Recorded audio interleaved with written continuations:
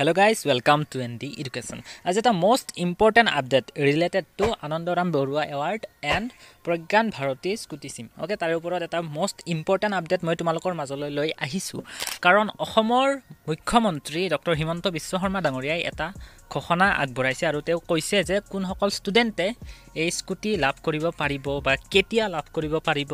বা কেতিয়ালৈ তোমালোকক এই আনন্দৰাম বৰুৱা এৱাৰ্ড বোৰ্ড দিয়া হ'ব বা স্কুটিখন দিয়া হ'ব এই বছৰ অৰ্থাৎ 2024 বৰ্ষত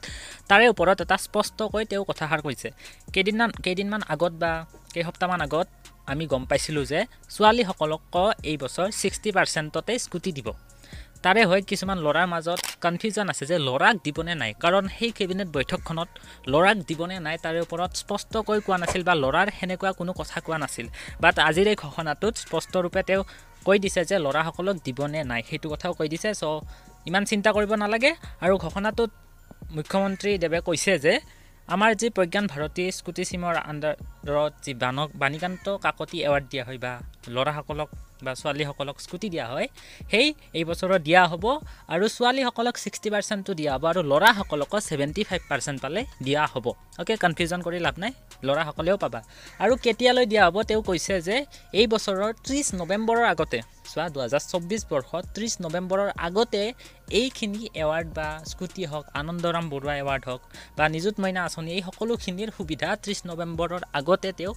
প্ৰদান কৰিব বুলি হেই মন্তব্যটোত কয় ওকে তোমালোকে চাব পাৰা আৰু কিবা কনফিউজন আছে যদি কমেন্টত কৰিবা আৰু মই ইয়াৰ ওপৰত বিভিন্ন ধৰণৰ আপডেট পালে লৈ আহি থাকিম সো আজিৰ ভিডিঅ'টিতে এইখিনি আছে তোমালোকে ভিডিঅ'টো চাই লোৱা ওকে আজি দিনটোত ছাত্ৰ ছাত্ৰীসকলৰ কল্যাণৰ কাৰণে আমি আৰু দুখন মিটিং কৰিছিলোঁ আমি প্ৰত্যেক বছৰে আনন্দৰাম বৰুৱা বঁটা দিওঁ উচ্চ মাধ্যমিক পৰীক্ষাত ভাল ৰিজাল্ট কৰা ষ্টুডেণ্টসকলক আৰু হায়াৰ ছেকেণ্ডাৰী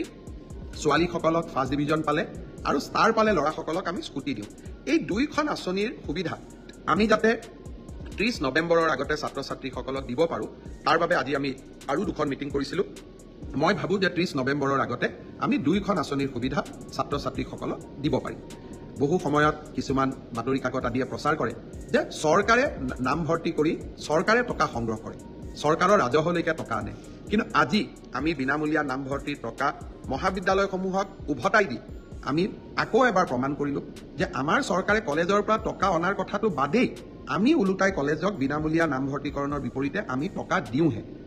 অসমৰ ছাত্ৰ ছাত্ৰীসকলৰ প্ৰতি ই আমাৰ দায়বদ্ধতা আনকি কোনোবা এখন কলেজত নামভৰ্তিৰ কাৰণে প্ৰধান শিক্ষক বা অধ্যক্ষজনে 600 টকা লৈছে আৰু মই খবৰ পালে নিৰাময়ৰ প্ৰচেষ্টা কৰোঁ তাৰোপৰি ছাত্ৰ ছাত্ৰীসকলক বিনামূলীয়া চাইকেল বিনামূলীয়া নামভৰ্তি স্কুটি এইবাৰৰ পৰা নিযুত মইনা আঁচনি চৰকাৰী বা প্ৰাদেশিকৃত মহাবিদ্যালয় বা বিশ্ববিদ্যালয়ত থকা ছাত্ৰ ছাত্ৰীসকলক হোষ্টেল মেছ ডিউজ ৰেহাই